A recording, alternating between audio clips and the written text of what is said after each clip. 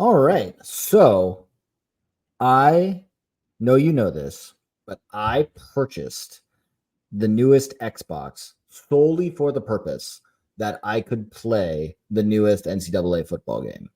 And I want to tell you a little story.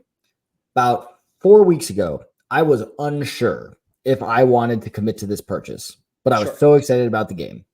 So I turned on my Xbox 360. I loaded up NCAA 14. I went back into my old Road to Glory, which is like the where you have one player and your goal is to get them to win the Heisman.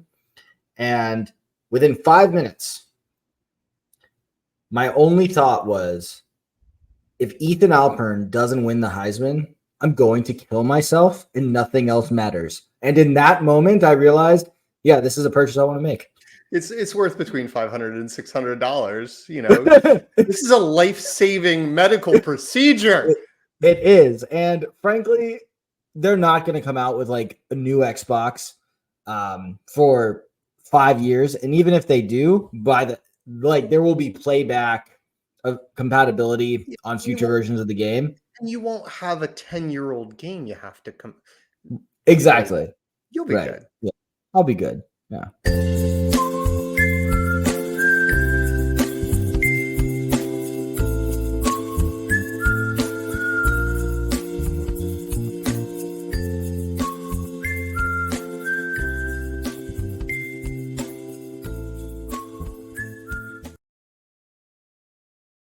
Welcome back to the Working on the Dad Pod. I'm Alex. With me, as always, is Ethan. And tonight, What's up? we are working on other parenting styles. So we'll get into that in a little bit. That's when you're leaving your kids with another caregiver, or maybe you're going to somebody else's house for a play date, or maybe you just see other parents interacting. How do you deal with it when your rules, your expectations, your boundaries don't line up with the other people around you? Your kids see that, they compare it, and you have to sort of give those explanations, make those value judgments, and all those kinds of things. But before that, we'll have story time. After that, we'll have Working on the Dad Bod. And before we get into any of that, this is your reminder to like and subscribe everywhere you listen to podcasts, but especially on YouTube, where you can get the video version, see our beautiful faces or our regular faces, whichever one you like. Ouch. Make sure to follow us. Hit the little bell icon on YouTube. That way you can get notifications whenever we post a new episode. We're back from our vacation. Ethan, how you doing, man? I'm doing pretty well. That's our vacation was a lot of fun for me. Mm-hmm. And I'll let you answer if you feel the same. I've been back at work now for 4 days. I've been dealing with petulant little babies that has made it much harder, but I can't say I am not jazzed to be going on a family vacation next week. So I just have to make it through one more work day, and then I am off. And that is what I am looking forward to. But yeah, did you have on our trip? I enjoyed the heck out of seeing you and our other 2 college roommates that we went on the trip with, 2 of our best friends in the world, along with you. And so it was a great time seeing you guys. But unfortunately, we started the trip on a Thursday, and by 9:00 on Thursday, I was in bed with a stomach bug. And that lasted until maybe yesterday, maybe tomorrow, who knows? Today was a good day, but we'll get into it a little bit more in Working on the Dad Bod on exactly what's been going on in my body, but it's not been a lot of fun. So they went out, having a few beers at the local brewery, did some kayaking, some fun stuff that I was really looking forward to. And I just kind of writhed in bed and slept and expelled anything I tried to put in my body. So I would say from picking Alex up at the airport in Newark to dropping him off at the airport in Newark over 4 days, we had a nice 12 hours together. Yeah, that's about right. Because I would come down when I was feeling good, and then there was a moment where I came down to join you guys, and I sat down on the couch to watch TV, and it was an episode of South Park. Yeah. And content warning for anyone here, but basically the episode was about transition surgery, and it was very graphic about cutting off the male parts during this surgery, as South Park is known to be, but like just flashing in your face. And I got to tell you, if you've got an upset stomach, even a little bit, but especially if you got one a lot of it, Yeah. it was not fun. And I got up after about 10 seconds, and I just, as I'm going up the stairs, all I hear is either go, oh, we lost Alex. Here's the thing. I feel kind of badly about that because it's an old episode that I've seen before, but it is so old that I forgot that they like switched from the cartoon to real footage. Yeah, it's not like a cartoon drawing of anything. It's like real footage of incisions that go into this stuff. But yeah, that was rough. I did actually really appreciate during. So here's what I appreciate, right? Like I appreciated that one, I was on the trip with you guys and not my family because I didn't have any responsibility to anyone else. My only responsibility was to hang out and like pay for my own food and my share of stuff. But it was nice to not feel like I was making my wife's life harder while she was also trying to take care of our kids. And it was also nice to not be like pestered, and I was able to just lie in my bed and sleep and rest and get what I needed. And it was also really nice to be in the house with 3 other dads, because like the very first like night, like I was just like not having a good time. And one of our friends, the other one who was sleeping upstairs, he comes up with a glass of ice water and goes, hey man, I know you didn't ask for this, but thought you might need it. And I took 3 sips and they came back up, and I was like, oh, I didn't need this. And then I took like 5 more sips and they stayed down. I was like, I really appreciated him for this. Thanks, man. Yeah. And you also, not to stereotype moms, but on Friday, so as you mentioned, you got sick Thursday night. On Friday, we asked if you wanted to go to the doctor. You said no. So we were all like, all right, he's an adult. That's fine. He doesn't want to go to the doctor. But then on Saturday, you were like, yeah, I need to go. So we were like, okay, we'll take it. It was like, I want to give this a full 24 hours, see what happens. And it was getting worse and not better. And I think the apex actually came on Monday when I went to the ER and had to get IV fluids. But it's been uphill since then. Uphill. It's been good since then. So we've been getting better. But anyway, let's get into some story time other than our guys trip and my illness. Well, knowing we'd dabble in a little bit of trip recap, mine is quick. So when I bathe my daughters, what we do is they both get in the shower. I throw on a swimsuit. I wash them. Everybody has a good time. One of them gets out one at a time. My wife grabs one. I stay with the other. When the little one, who's almost 2, is the one that stays in with me, she sometimes just wants to get out because her older sister got out. So I came up with this game because I'm wearing the swimsuit. I sit under the water and I let the water kind of pool in my swimsuit fabric on my lap. And then she like goes, oh, pool, and like touches it. And then I let go of my pants and the water falls out like a waterfall. So I was doing that before we went on our trip. Then I come back. I'm doing it. And she's really happy to have the game back. But then she's like, oh, if I hit the water harder, it splashes bigger. So we don't play the game anymore because she just smacks me in the nuts. And so that's the game. But she has also started saying, I love you, Dada, at night, which is a good full sentence. So she makes up for it. Yeah.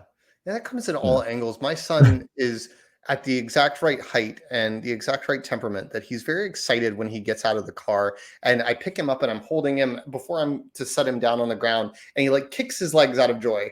And that height between me holding him at his shoulders and where his foot lands, just, I got to kind of like maneuver him like this to get him down real quick.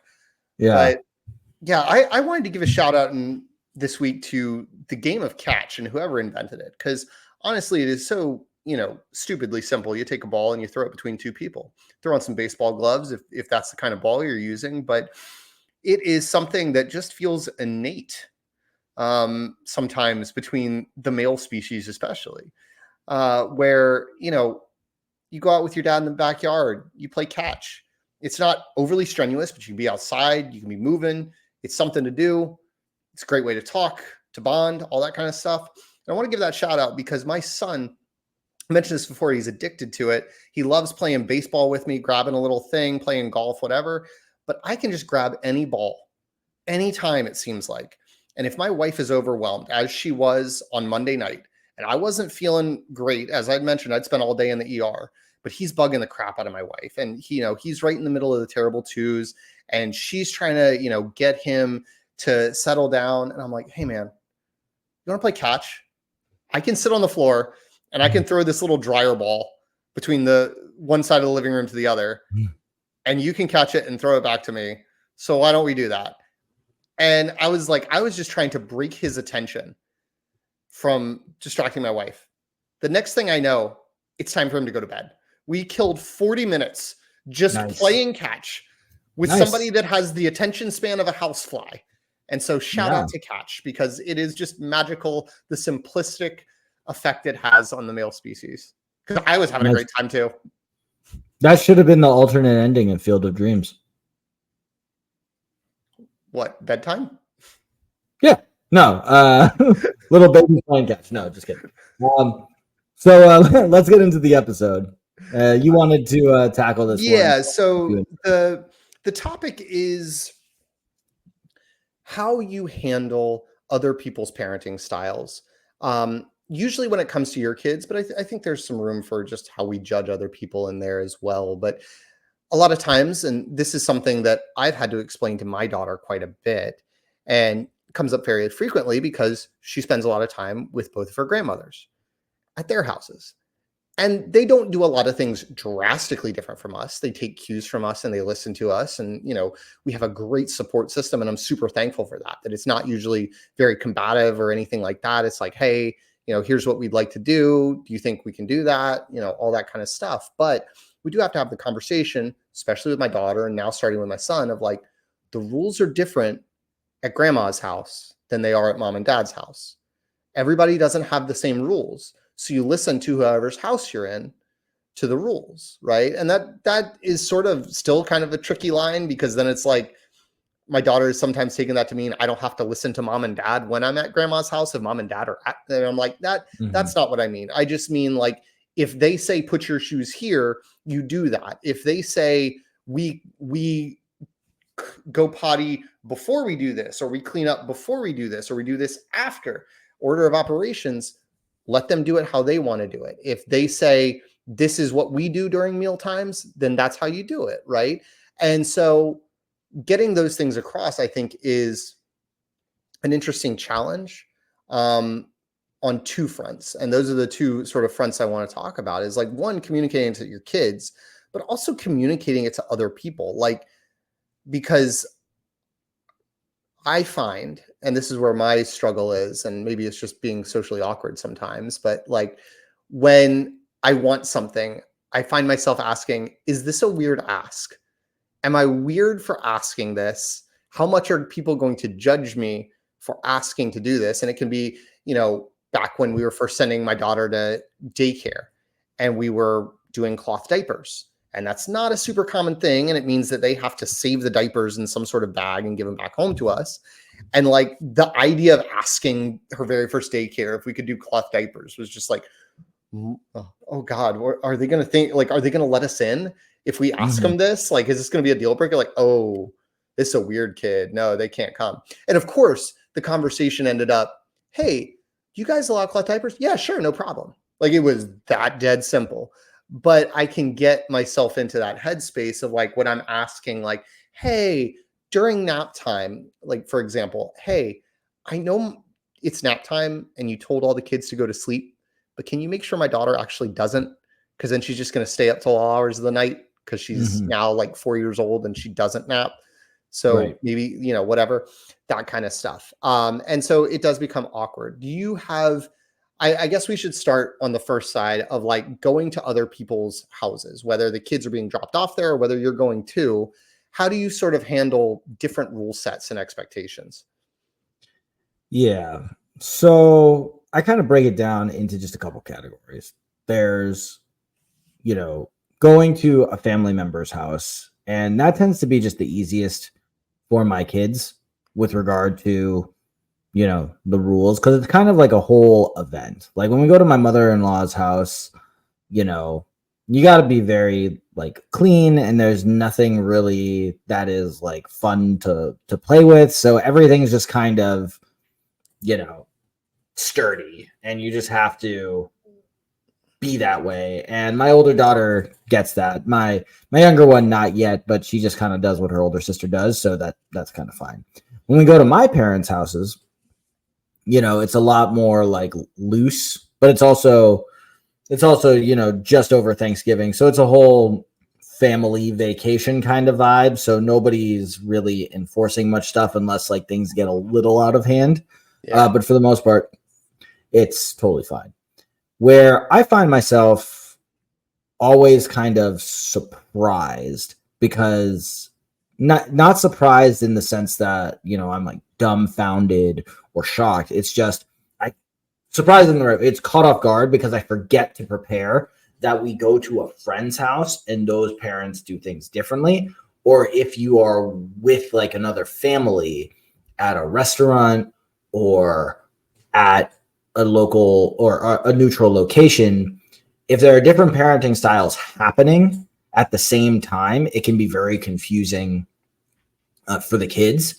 And for me, not that I think there's a good way to do it, because it's not like both sets of parents are gonna conference before and say, let's come up with negotiated ground rules for this event. Nobody got time for that. Yeah, nobody has time for that. So that's where I find it to be the most difficult. So, this is a simple example, but last night we actually went to dinner with another family right after preschool, the same family we went on a vacation with.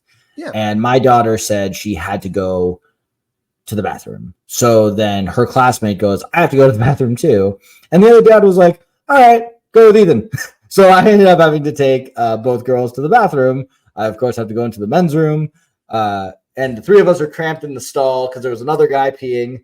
So my daughter goes first, and I am pretty particular about, I make my daughter sit on a, the paper, seat protector, toilet cover, seat protector. So she's doing that. And then the other kid she goes, I don't have to use those. My parents don't make me use that. And I said, well, you're going to the bathroom with me, so we're using them. And she goes, okay, I'll just share hers. And I said, no, you get your own. That's the whole point.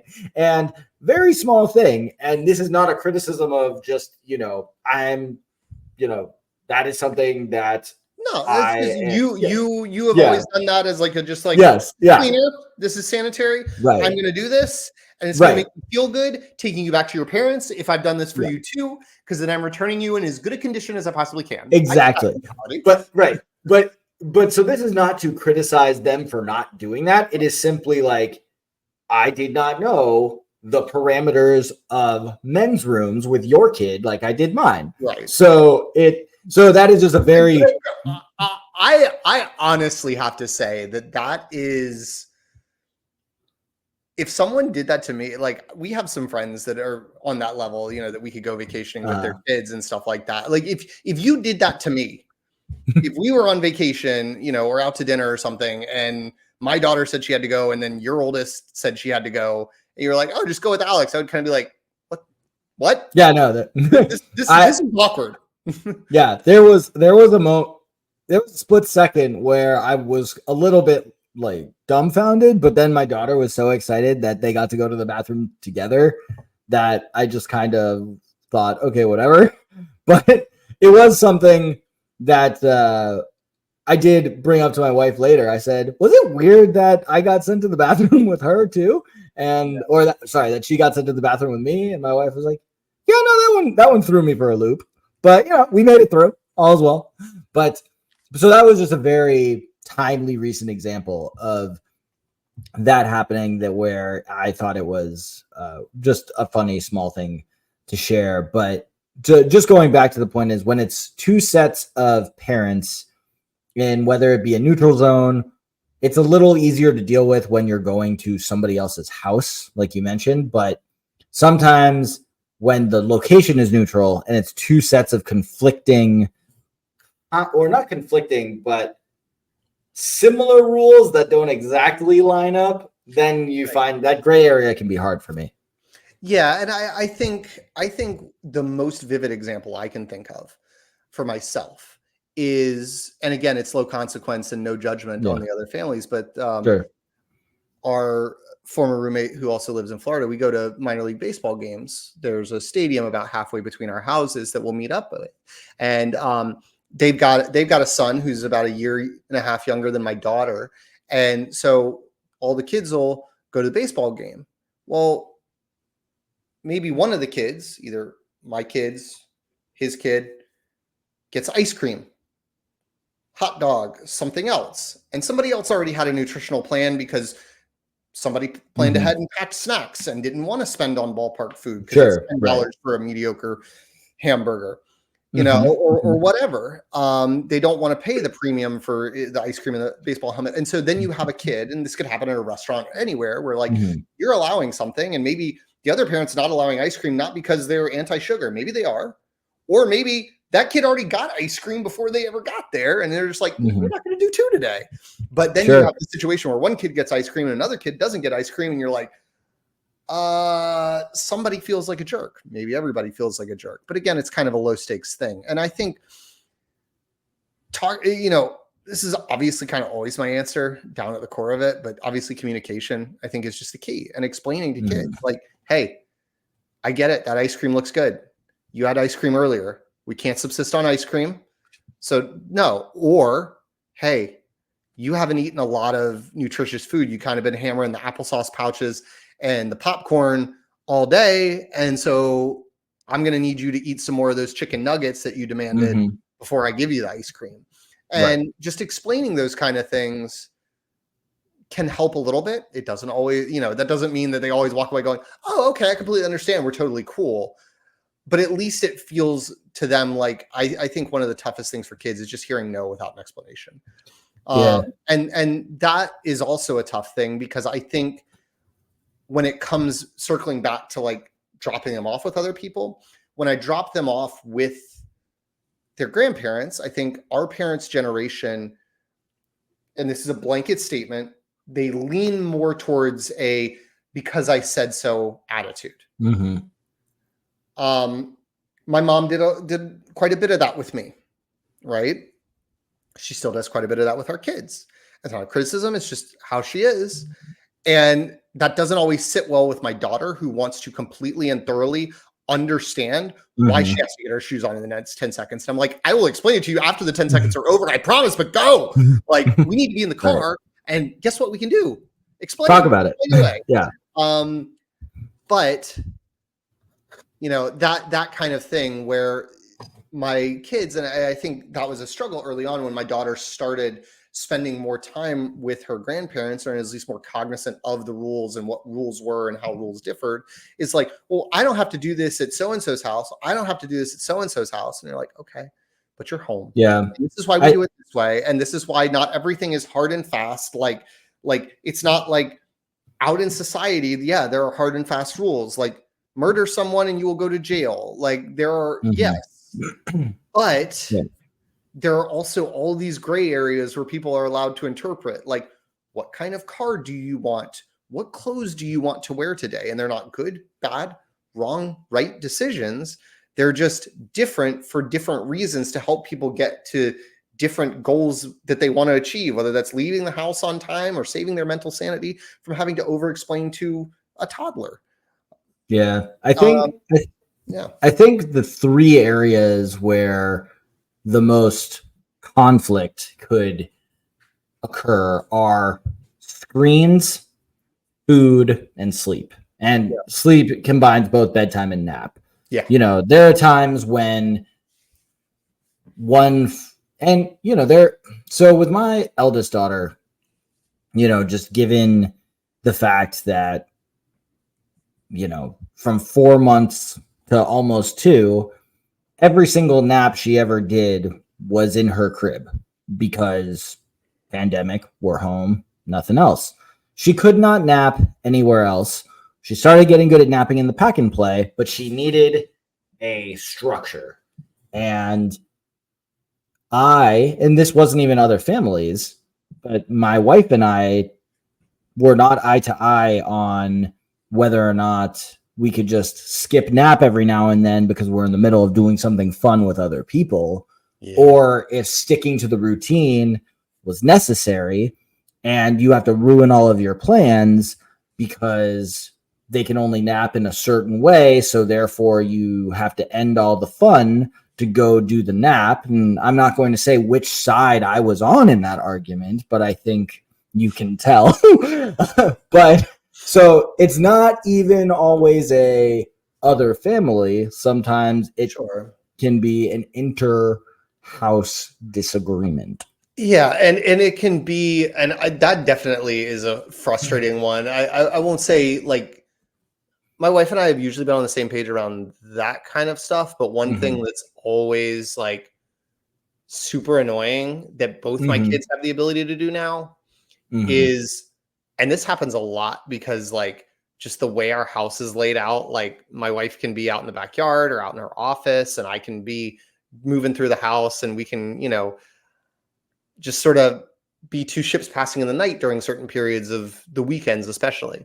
And so my daughter might ask my wife for something, or my son might ask my wife for something, and she might say no. And she might have a really good reason because she knows a lot of information that I don't know because maybe she had the kids in the morning.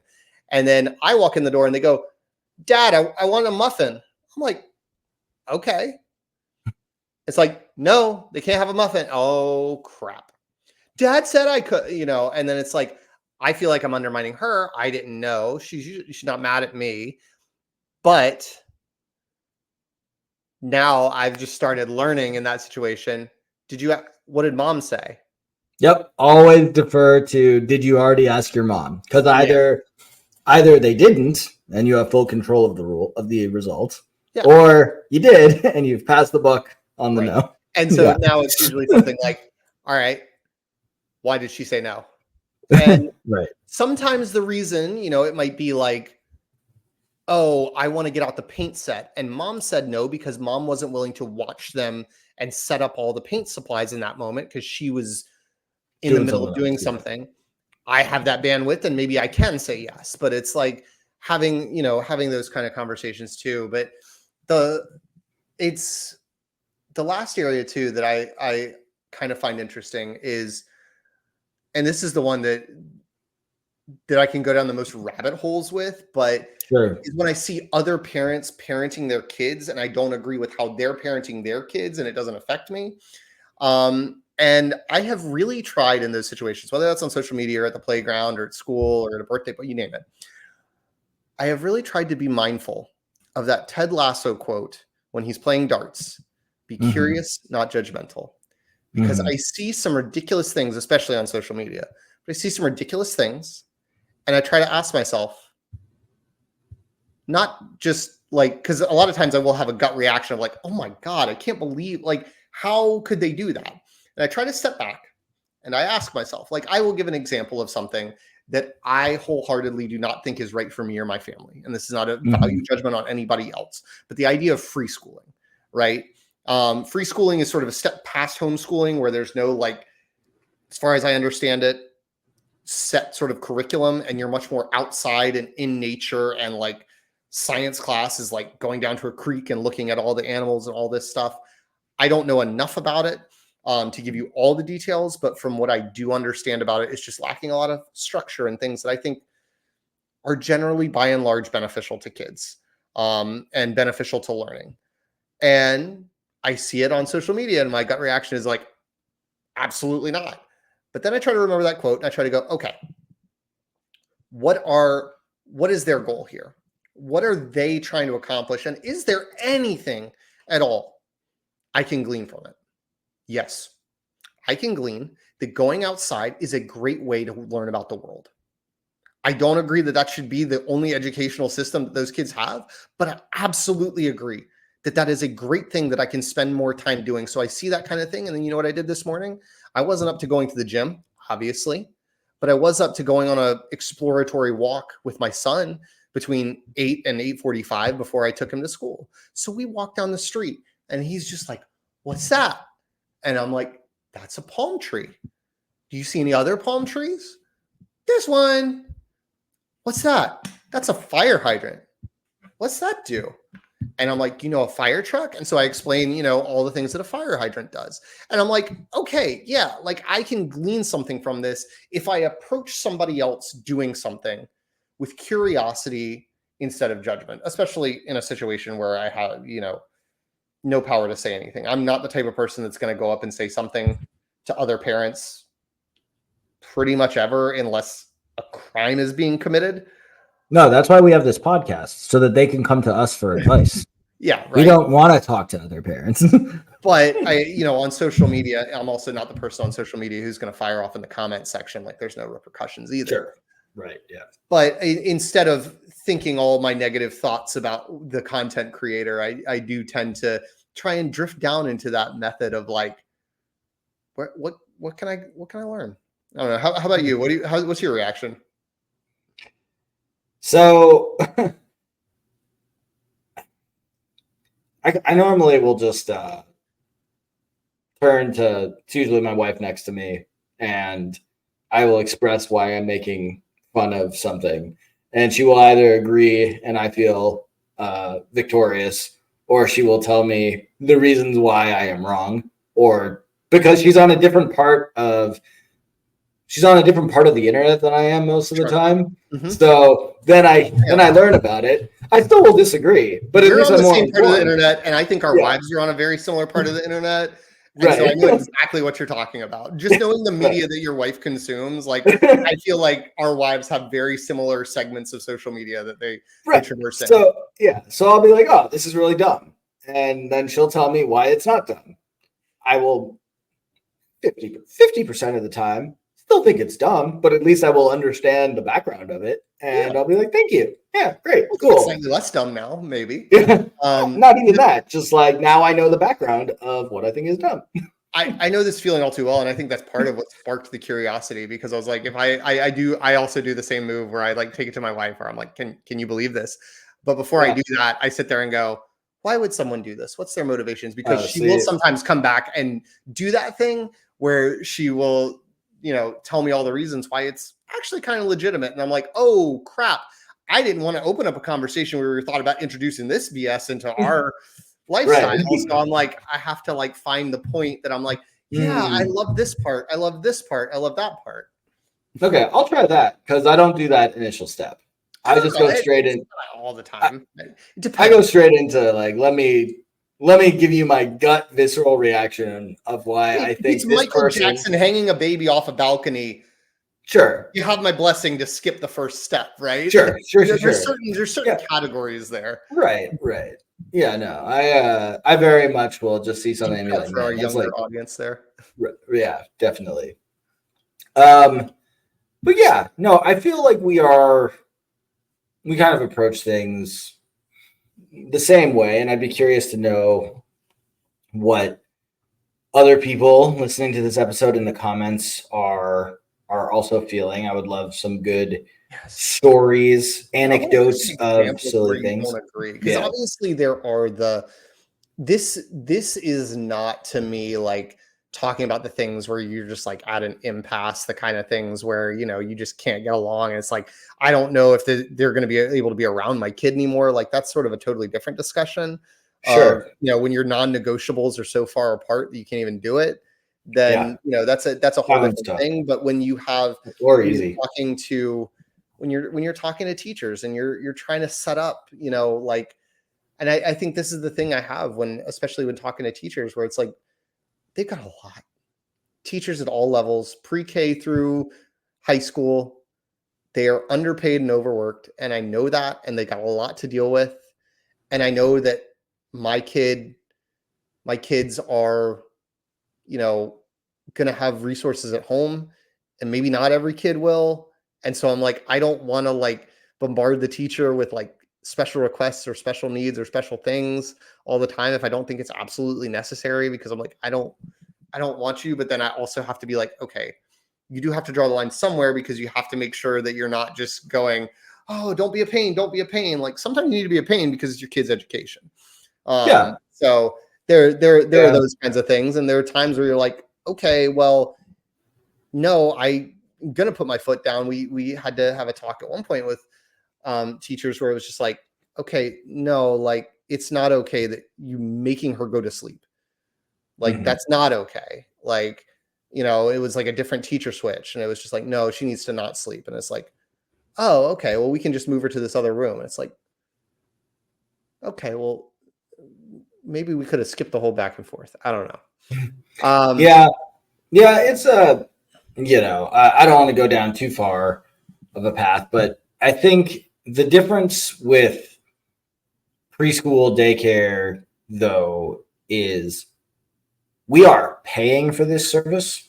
And sometimes if something's happening that we're not thrilled with, part of it is kind of like, I am giving you quite a chunk of money, and this is kind of not okay.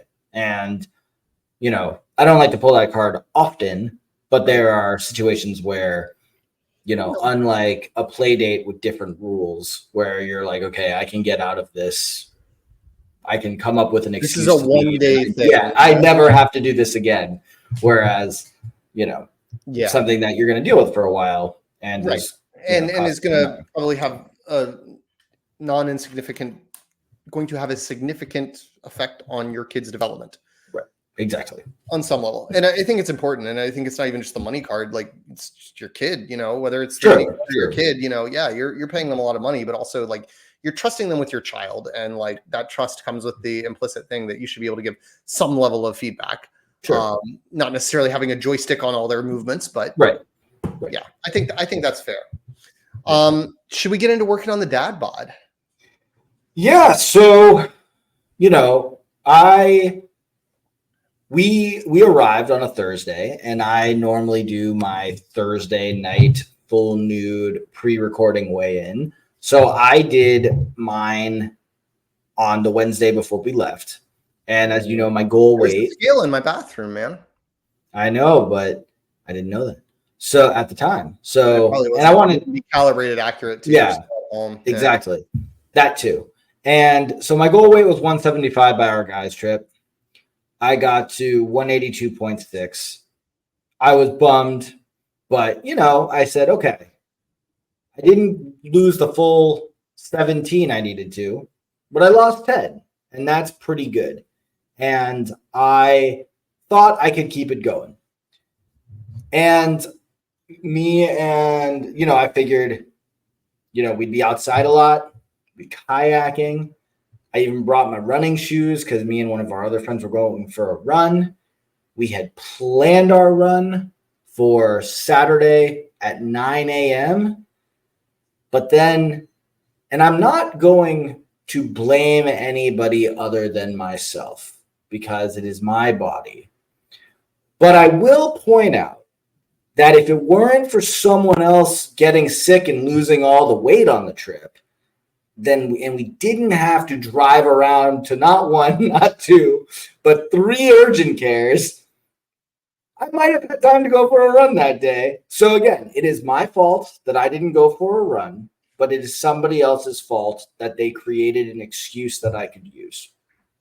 And then today when I weighed in, I was going to be dying in the bed at pretty much any hour. So like, you could be there and drag me out. We went kayaking. Good and ready. Like, I was not like cracking any whips on Sunday. No. So, and I'll say that, you know, we didn't eat the healthiest on this trip. I drank a lot of beer. I had a couple beer-induced late night nachos that I made myself a few times as we were watching National Treasure 2, living our best lives. So that also entirely on me. And then I come back to DC, and you know, I'm back in the office, so that's 2 days I'm not running. It's also close to 100 degrees. I don't really feel like running. I did a walk. I mentioned the new video game came out. So this was a bad week for me. I had a rebound week. It's entirely my fault, all jokes aside. Weighed in at 188.2 today. So I found that six-pound swing to be really bad, and there's no excuse for it. So I'm not feeling great. I mentioned I'm going on vacation again, but this is the vacation where I've done it the last couple of years. There is the only time I'm in the car is when we get there. And then when we leave, a lot of it's a lot of walking. I'm planning to jog on the beach. I think one of the things that really turned me in was that I'm there, even though it's like you can swim with this thing, there's a swim setting. I am very scared about taking this in water. So I took it off for a lot of the time that we were on this trip. So I really wasn't getting the full accuracy of how much I was burning. And and I also, by not exercising as much as I was before we left with this heat wave, I did not mentally in my head slow down the calorie intake as well as I should have. So entirely on me, but I can get back. Yeah, I mean that happens with vacations, especially vacations like we had. I wouldn't have been surprised under normal circumstances if I had gained weight on that trip. Like we went out for Chinese food for lunch, and had just sort of like pub fare a couple times. So yeah, I mean I get it. How the calories can add up. Yeah, but Yeah. I will say on the watch front, quick aside, I wear mine every time I go in the pool. The water setting's fine. Okay. You don't need to be afraid. Okay. Like, I'm not going to buy you a new watch if I'm wrong, but I haven't had any problems.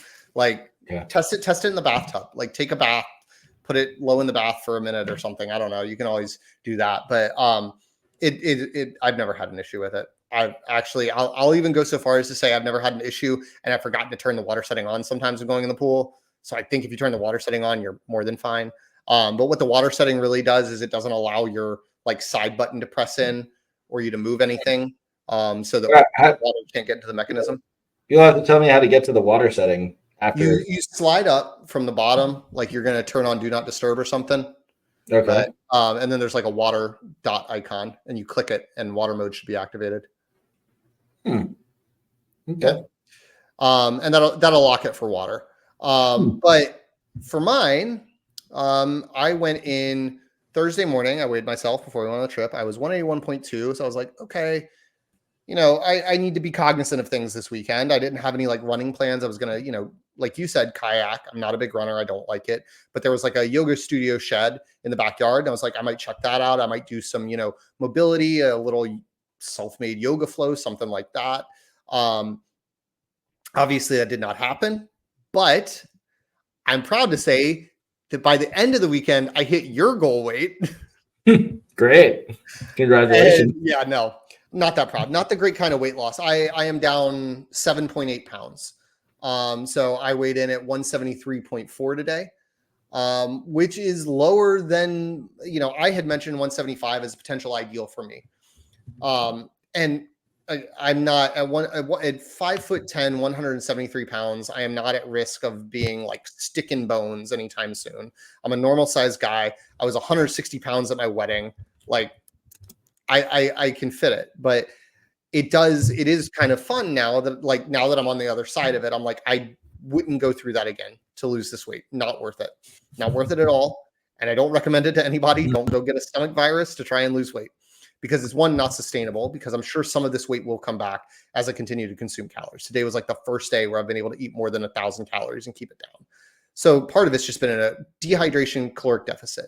But I weighed myself today after I got hydrated, and I was at 173.4. So I'm like, okay, that might just be calorie deficit at this point, because I have been down bad for the better part of the week, right? Like if I have kept down 2,500 calories since last Thursday night, I'd be surprised, right? So just a lot of energy out the window.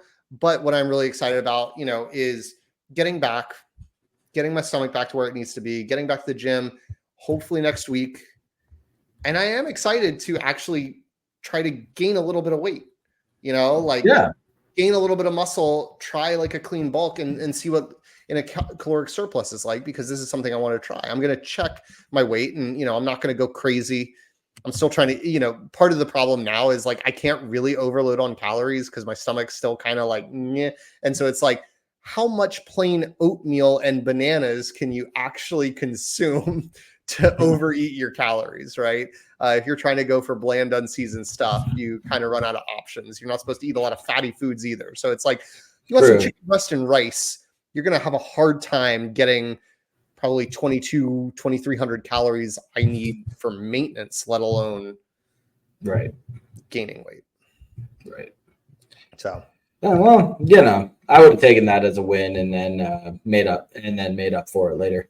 But I'm proud of your honesty. So it's not healthy, and honestly, the other part of it is I know that like some of that weight loss is muscle, and so it's going to affect my strength gains and my performance, and that's not the end all be all because that'll come back too.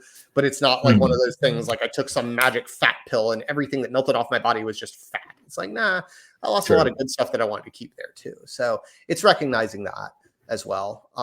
And hopefully, when I do bulk, it's not going to be something where I'm all of a sudden shooting up to 4,500 calories a day and drinking like mass gainer shakes. It's going to be, in a 250 to 500 calorie surplus so that I can gain some muscle with high protein and keep, my body fat roughly the same. Maybe go down, but probably not. Yeah. So anyway, that's all I got.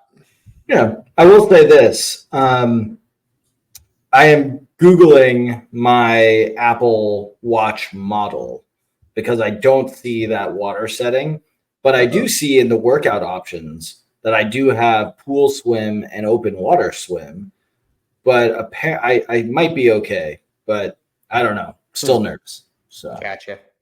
Yeah. Well, we'll work it out offline. We will, but I just wanted the listeners to know. All right. Yeah. Alex and I will let you all know next week if there's what we're going to do for an episode, as I will be out of town. It'll probably be a rebroadcast, but we will keep you all updated. Absolutely. Thanks for tuning in, guys. Check out our website, subscribe on YouTube, all the good stuff. It's in the episode description. We'll see you next time. Bye-bye. Thanks for working on the Dad Pod with us. Any resources that we mentioned during the show will be in the show notes. If you have questions, thoughts, or just want to talk with us, the best place is in the comments on YouTube. We're on YouTube, TikTok, Instagram, and Threads at Working on the Dad Pod, and on Twitter at Working on Dad Pod. Following and subscribing is always appreciated. Please rate and review us. That helps get the show to new people. And if you know a dad who would enjoy our show, sharing it with them is a huge help to them and us. Have a great week.